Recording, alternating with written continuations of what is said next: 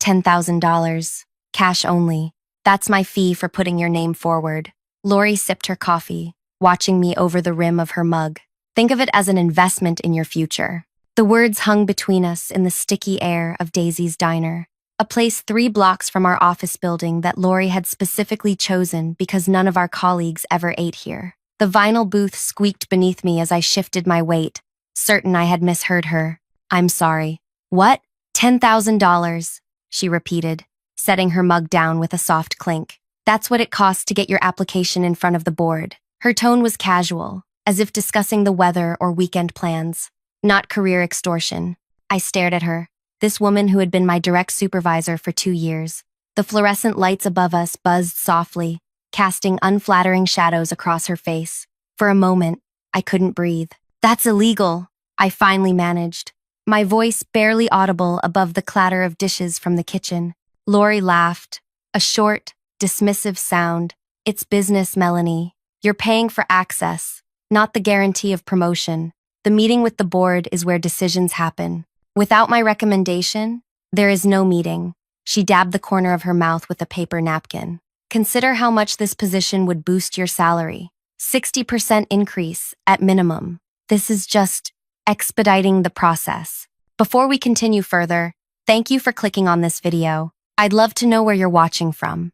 Drop your city in the comments below while I tell you how $10,000 nearly destroyed my career, but ended up saving it instead. My name is Melanie Winters, and 6 years ago, I landed an entry-level position at one of the largest financial analysis firms in Boston. I started as a junior analyst, working 60-hour weeks, volunteering for projects nobody wanted, and slowly building a reputation for solving problems others couldn't. By my 4th year, I'd been promoted twice and saved the company millions through process improvements I'd designed. When Pascal, our department head, announced his retirement, everyone, including me, assumed I'd be next in line. My performance reviews were stellar. Clients requested me specifically for their accounts. I had trained half the department on systems I helped develop. There was just one obstacle: Lori Barrett. Lori became my supervisor after a company restructuring 2 years ago. She was brought in from an industry competitor with impressive credentials and immediately established herself as someone who took credit for departmental successes while distributing blame downward. Any achievement under her supervision somehow became her idea in management meetings. Any failure belonged entirely to her team members. I learned to document everything, every email, every suggestion, every improvement. It didn't help much, but it kept me sane. The head position would finally free me from working under her. It represented not just a significant pay raise, but escape and validation that my work mattered. I don't have that kind of money, I said truthfully, watching a waitress refill coffee mugs at a nearby table. Lori's perfectly plucked eyebrows arched slightly. Second mortgage? Personal loan? I'm sure you can get creative. She checked her watch, a designer piece that probably cost more than my monthly rent. You have 48 hours to decide, or I recommend Ethan instead. Ethan. The thought of him getting the position made my stomach turn. He'd been with the company 8 months and spent most of that time building political alliances rather than doing actual work. Why are you doing this? I asked, trying to keep my voice steady. Lori's smile tightened. Because I can. She gathered her purse, sliding out of the booth. Thursday, noon, same place. I expect an answer. That night, I couldn't sleep. My apartment felt too small, the walls closing in as I paced from room to room. The promotion would increase my salary enough to finally start tackling my student loans in earnest. I'd been planning to help my younger sister with her college tuition next year. Lori had calculated everything perfectly. She knew about my financial situation. I'd mentioned my loans during a team-building exercise months ago. She knew I'd been passed over for advancement at my previous job despite promises from management. She knew exactly how much this opportunity meant to me. I sat on my small balcony until 3 in the morning, watching the city lights and considering my options. I could report her, but it would be her word against mine. I could refuse to pay, but then Ethan would get the position, and I'd be stuck under Lori's supervision indefinitely. I could try to gather the money, but even if I emptied my emergency savings and maxed out my credit cards, I'd still fall short. The next day at work was torture. Lori acted completely normal, stopping by my desk to ask about client reports and deadlines, as if she hadn't just demanded a bribe. I smiled and responded professionally, while my mind raced through scenarios and possibilities. During lunch break, I withdrew $200 from my emergency fund, all I could spare, and bought a small digital voice recorder from an electronics store down the street. Not the latest model, just something basic that worked. When I returned to the office, I found an email from Lori requesting projected figures for the next quarter. I spent hours compiling the data, triple-checking everything. If there was even a small error, she would use it against me. That evening, I rehearsed what I would say in front of my bathroom mirror, how I would get her to repeat her demand clearly, how I would respond. I practiced keeping my face neutral, my voice calm. Wednesday crawled by. I took the recorder home, tested it multiple times, and practiced hiding it in different pockets to find the best audio quality. I chose my outfit for Thursday carefully, a blazer with a deep inner pocket where the recorder would be concealed but unobstructed. I barely slept Wednesday night. By the time I arrived at Daisy's diner on Thursday, my hands were trembling slightly. I tucked them under the table as Lori slid into the booth across from me. "So," she said without preamble, "have you made your decision?" I needed more from her, more explicit statements. More evidence. "I need more time to get the money together," I said, watching her reaction carefully. Lori's mouth tightened. "Time isn't something I can give you. The board meets next week. Can you at least confirm exactly what I'm paying for?" I asked, heart pounding so loudly I worried she might hear it. She leaned forward, lowering her voice. "You're paying for my endorsement to the selection committee. 10,000 guarantees your application reaches the board. Nothing more.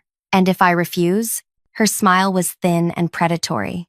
"Then you'll remain exactly where you are, under my supervision, forever." I nodded slowly, pretending to consider my options. "I'll have your money tomorrow." Relief flickered across her face. She thought she'd won. Smart choice. Cash only, like I said. Small bills. Meet me here. Same time. As she left, confident in her victory, something hardened inside me. I wouldn't be bringing her money tomorrow. I had something else planned entirely. Instead of gathering cash that evening, I made a single phone call to the company's ethics hotline. Anonymous, detailed, with a timestamp of when they could expect evidence to arrive via email. Then I went home, connected the recorder to my laptop, and listened to our conversation. Her demands were clear, explicit, undeniable. I sent the audio file through a temporary email address to the ethics department with a simple message. "Lori Barrett is selling promotions." The next morning, I arrived at work early, completed my assignments, brought Lori coffee the way she liked it, medium roast, splash of almond milk, no sugar. She accepted it with a knowing smile, assuming I was already trying to curry favor. "Looking forward to our meeting later," she said. "Absolutely," I replied. "I'll see you at noon." I never showed up at Daisy's that day. Instead, I sat at my desk, methodically working through financial models while my future hung in the balance. At 12:15, my phone buzzed with a text from Lori. "Where are you?" I didn't reply. At 12:32, she returned to the office, face flushed with anger. She marched directly to my cubicle and leaned down, her voice a hostile whisper. "What are you playing at?" I looked up calmly, though my heart hammered against my ribs. "I had a client call that couldn't wait. I sent you an email." "I didn't receive any email," she snapped. "That's strange. I'll forward it again." I turned back to my computer, dismissing her. It was a small act of defiance, but it felt enormous. Lori hovered for a moment, then stalked away to her office, closing the door with controlled precision. Through the glass walls, I watched her pick up her phone, typing furiously. Moments later, my phone buzzed again. "Today, 5 p.m., my office. Don't disappoint me again." During the next few hours, I acted completely normal, completed projects, responded to emails, even helped Ethan troubleshoot an analysis that had gone sideways. Not once did I let my expression reveal the knot of anxiety in my stomach. At 4:58, I knocked on Lori's door. "Close it," she commanded, without looking up from her computer. I did as instructed, then took a seat across from her desk. The recorder was in my pocket again, just in case. "I don't appreciate being stood up," she said, finally raising her gaze to mine. "Particularly not when we have an arrangement. I told you, I had a client call. Did you bring what we discussed?" I hesitated, then shook my head. I can't do it, Lori. Her expression hardened. Can't or won't? Both. I sat straighter. I won't pay you to do your job, and even if I wanted to, I can't access that kind of money. Lori's laugh held no humor. Then, I guess our business is concluded. She turned back to her computer. I'll be submitting Ethan's name to the committee tomorrow morning. You can go. I didn't move. You know I deserve that position. Deserve? She looked up, genuinely amused. Nobody deserves anything in this world, Melanie.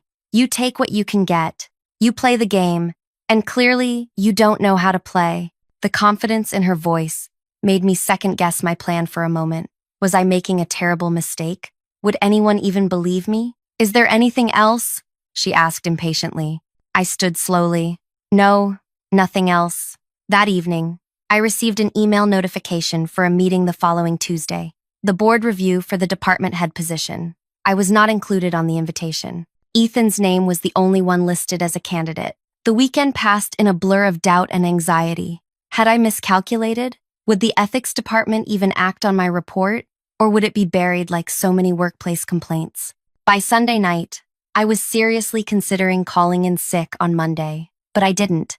I arrived early, as always, made coffee in the break room, prepared for my client meetings, pretended everything was normal.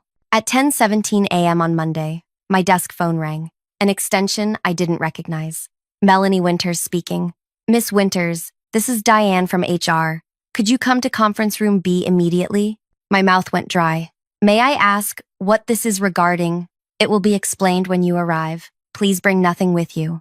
The walk to conference room B felt like the longest journey of my life. Was I being fired? Had Lori somehow turned this around on me? When I opened the door, 3 people were waiting. Diane from HR, a gray-haired man I recognized as Gregory Young, the company's legal counsel, and a woman I'd never seen before, who introduced herself as Isabel Chen from the ethics committee. Please, sit down, Diane said, gesturing to an empty chair. We have some questions about a report that was submitted to the ethics hotline. For the next hour, they asked me detailed questions about my interactions with Lori. They listened to the recording twice. They took extensive notes. Not once did they indicate whether they believed me or what actions might follow. What happens now? I asked when they seemed finished. Gregory exchanged glances with Isabel. We're still investigating. In the meantime, please continue with your normal duties, and don't discuss this matter with anyone, including Lori, especially Lori, Isabel emphasized. Act as you normally would. I returned to my desk feeling both relieved and more anxious than before. Lori was in a client meeting, so I didn't have to face her immediately. When she eventually returned, she barely acknowledged me. The next day, Tuesday, the board was scheduled to meet at 1:30 p.m. to review candidates for the department head position. By 1:15, Ethan was pacing nervously by the elevators, straightening his tie repeatedly. Lori emerged from her office looking polished and confident. She said something quietly to Ethan that made him nod vigorously. I pretended to focus on my computer screen, but watched from the corner of my eye as they boarded the elevator together. The doors closed, and I exhaled slowly. At 2:17 p.m., the elevator doors opened. 2 security personnel and Diane from HR walked directly to Lori's office. Through the glass walls, I watched as they waited. 10 minutes later, Lori returned alone. I couldn't hear their conversation, but I could see Lori's expression shift from confusion to disbelief to barely controlled anger. She shook her head repeatedly, pointed toward my desk once. Diane remained impassive, simply handing Lori a document which she refused to take. One security guard stepped forward, saying something that made Lori stiffen. She finally accepted the document, collected her purse from her desk drawer, and allowed herself to be escorted toward the elevator. As she passed my cubicle, our eyes met briefly. The hatred in her gaze could have burned through steel. 15 minutes later, Julian Reed, the company chairman, appeared from the executive elevator. He walked briskly through our department, nodding politely at startled employees, and proceeded directly to the conference room where the board was still meeting. The rest of the afternoon passed in a haze of hushed speculation. Ethan returned, looking shell-shocked, refusing to answer any questions. By 5 p.m., rumors had spread throughout the building, each version more dramatic than the last. I stayed late, finishing a client presentation, when Diane from HR appeared at my desk. "The chairman would like to see you," she said quietly. "Now, if possible." The executive floor was intimidating. All glass, steel, and success. I'd only been there twice before, both times to present findings to senior management, never to meet one-on-one with the chairman. Julian Reed's office was large but not ostentatious. He stood as I entered, extending his hand. "Miss Winters, thank you for staying late. Please, have a seat." I perched on the edge of a visitor's chair, hands folded in my lap to keep them from trembling. "I'll be direct," he said, sitting across from me. "We've reviewed the evidence you provided regarding Miss Barrett, combined with other accounts that have since come forward. The situation is disturbing." I remained silent, unsure what response was expected. "You've been with us 6 years," he continued, glancing at what appeared to be my personnel file. "Your performance has been exemplary. Several clients have specifically requested you by name." He looked up. "Why didn't you come forward sooner about Miss Barrett's management practices?" The question caught me off guard. I documented what I could, but it was always subtle enough to be explained away. Taking credit for team achievements, blaming others for failures, those things happen in every workplace. Until she demanded payment for a promotion. "Yes," I agreed. That crossed a line I couldn't ignore. Julian nodded slowly. "We've terminated Miss Barrett's employment, effective immediately. The board has also decided to reassess the selection process for the department head position." My heart sank. Reassess meant delay. Delay meant possible reconsideration. "I understand, sir. The position announcement will be reposted tomorrow. I strongly encourage you to apply." He stood, signaling the end of our meeting. "The board values integrity, Miss Winters, perhaps even more than we value results." The following week was chaotic. With Lori gone and no department head, clients became anxious. I found myself unofficially managing several major accounts, working 14-hour days to maintain stability. Ethan avoided me entirely, while other colleagues seemed unsure how to react to the scandal. I submitted my application for the department head position, along with a detailed plan for departmental reorganization. Then, I waited, throwing myself into work to avoid dwelling on possibilities. 2 weeks after Lori's termination, I received an email requesting my presence at a board meeting the following day. My hands shook as I accepted the calendar invitation. That night, I barely slept. I rehearsed answers to potential questions, prepared counter-arguments to possible objections. By morning, I felt simultaneously exhausted and wired. The board meeting was scheduled for 10 a.m. I arrived at 9:45, dressed in my most professional outfit, carrying a portfolio with additional departmental analyses I'd prepared. The executive assistant smiled warmly as she showed me to the conference room. "They're ready for you," she said, opening the door. 7 board members sat around a large table, with Julian Reed at the head. They looked up as I entered, expressions unreadable. "Miss Winters," Julian began after introductions had been made. "Thank you for your patience during this process. We've reviewed your application and spoken with several clients who work directly with you." I nodded, my mouth too dry to speak. "Before we continue," he said, "I'd like to address something." He slid a folder across the table toward me.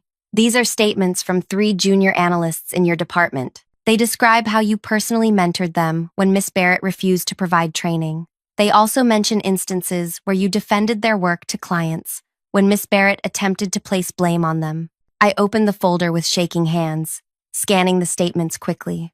Clara, Mateo, and Tyler, 3 analysts I'd helped over the past year. I hadn't realized they'd noticed or appreciated the small interventions I'd made.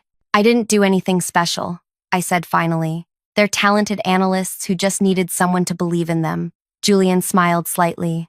"That's precisely why we'd like to offer you the department head position, effective immediately." For several seconds, I couldn't speak. The words hung in the air between us.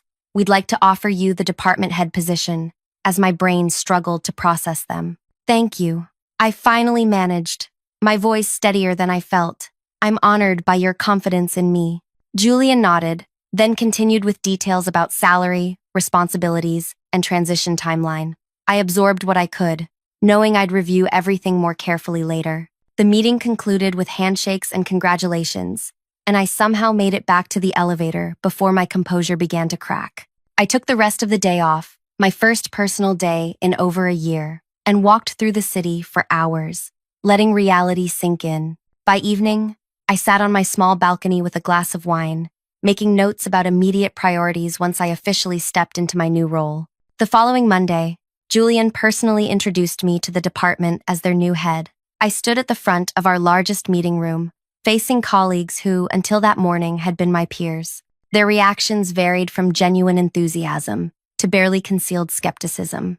Ethan sat in the back row, arms crossed tightly across his chest. I know this transition comes after a difficult period. I began once Julian had left. I want to assure everyone that my priority is creating a department where merit is recognized, collaboration is valued, and ethics are never compromised. The weeks that followed tested every skill I possessed.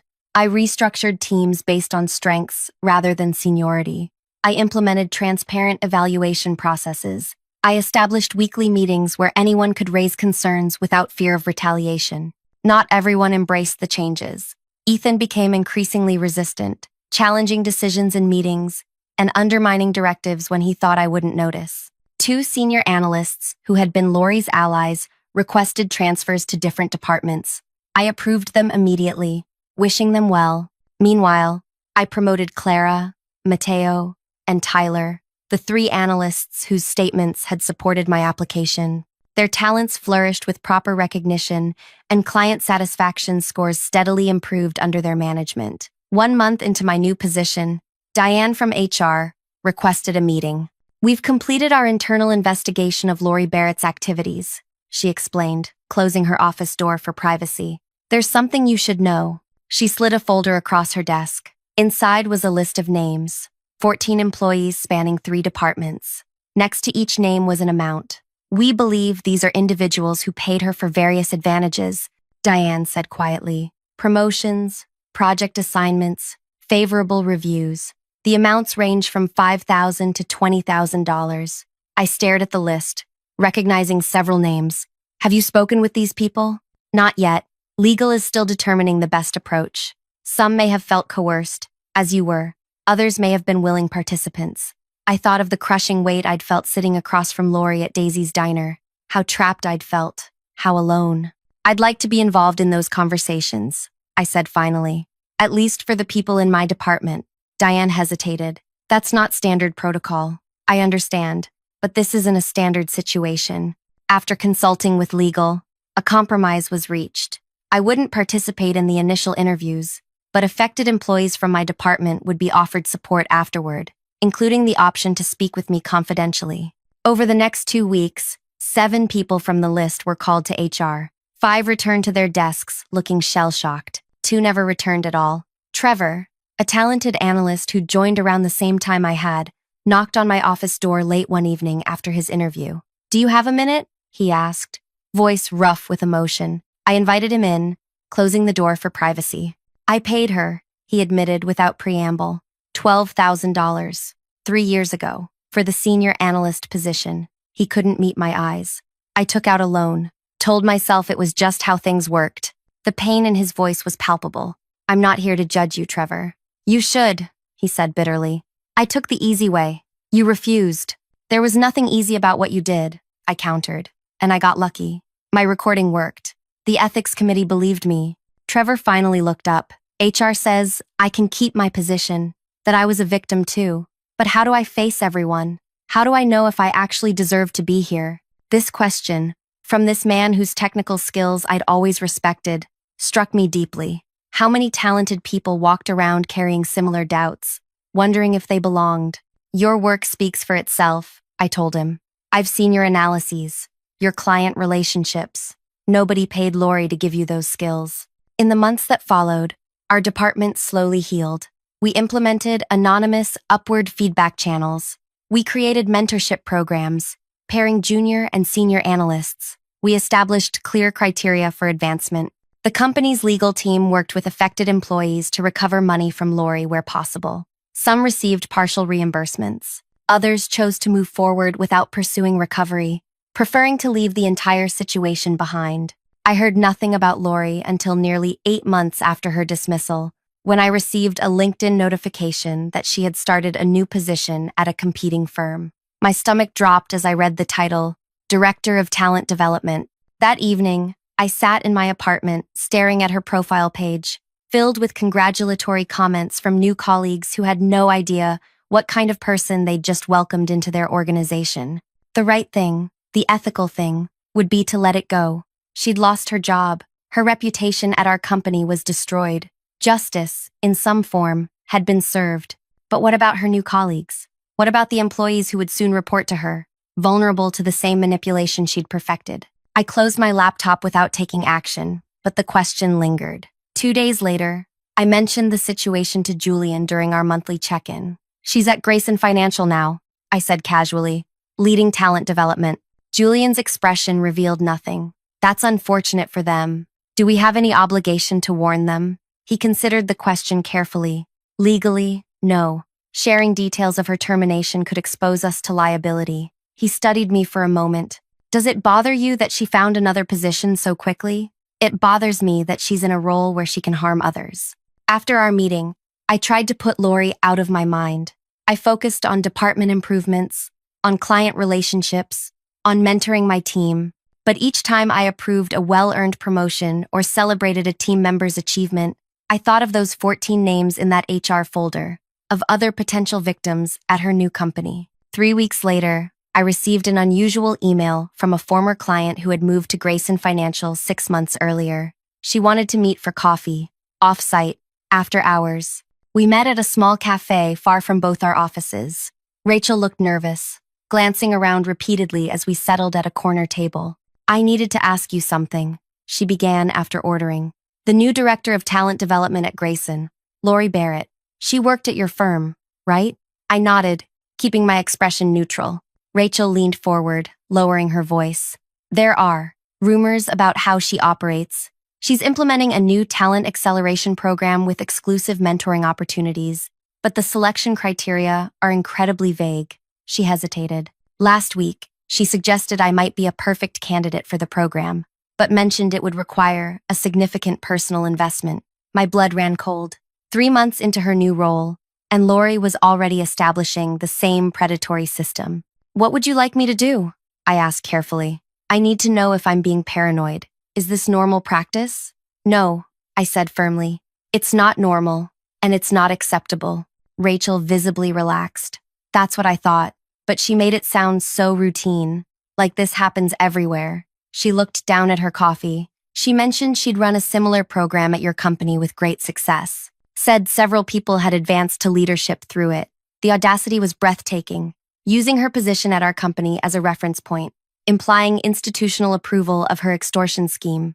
Rachel, would you be willing to document what she's told you? Not necessarily to take action now, but to have a record? She agreed, and over the next 2 weeks, she kept detailed notes of every interaction with Lori. Meanwhile, I spoke confidentially with our legal department about my concerns. They were cautious but outlined what evidence would be needed if Rachel decided to report the situation internally at Grayson. I never suggested or encouraged Rachel to record conversations. That decision was entirely hers. But when she forwarded me an audio file 3 weeks later, I wasn't entirely surprised. Lori's voice was unmistakable. 15,000 guarantees your placement in the executive track. Consider it an investment in your future. Small price to pay for advancement. Really. The same phrases, the same predatory confidence, the same scheme. What happened next wasn't revenge, not in the way I'd once fantasized about when lying awake after our confrontation at Daisy's diner. It was something quieter, more methodical, more complete. Rachel reported Lori to Grayson's compliance department, providing her documentation and recordings. I connected Rachel with our company's legal team, who shared, with careful legal parameters, information about the pattern of behavior that had led to Lori's termination. Grayson Financial launched an internal investigation. Within 3 weeks, they uncovered 5 employees who had already paid Lori for career acceleration. 2 others reported being approached but declining. Lori was terminated immediately. This time, the company pressed charges for fraud and extortion. The district attorney, presented with evidence from 2 separate companies showing an established pattern, pursued the case aggressively. I testified at her trial 6 months later, describing in detail the system she had created and how she had attempted to transplant it to her new employer. Other victims from both companies shared similar stories. Lori was convicted on multiple counts.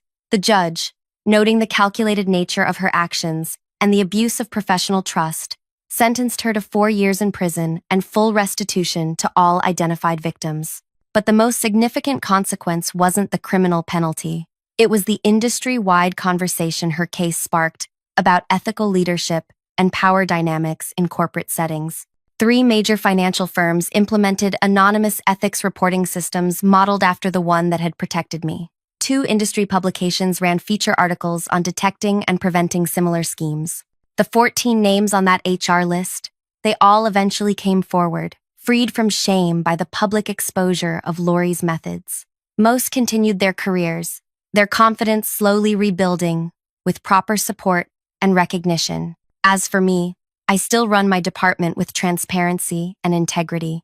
I've implemented quarterly ethics refreshers and created clear, documented promotion paths so nobody ever feels their advancement depends on one person's whim. Sometimes I think about that day at Daisy's Diner, how close I came to either paying that bribe or walking away from my career. How a small decision to stand up for myself rippled outward, protecting dozens of others. The $10,000 I refused to pay, it became the first donation to a scholarship fund our company established for employees pursuing ethics certification in business leadership. Thank you for staying with me through this story. If it resonated with you, please like this video and subscribe to hear more real experiences that might help you navigate your own workplace challenges. Have you ever faced an ethical dilemma at work? Share your experience in the comments.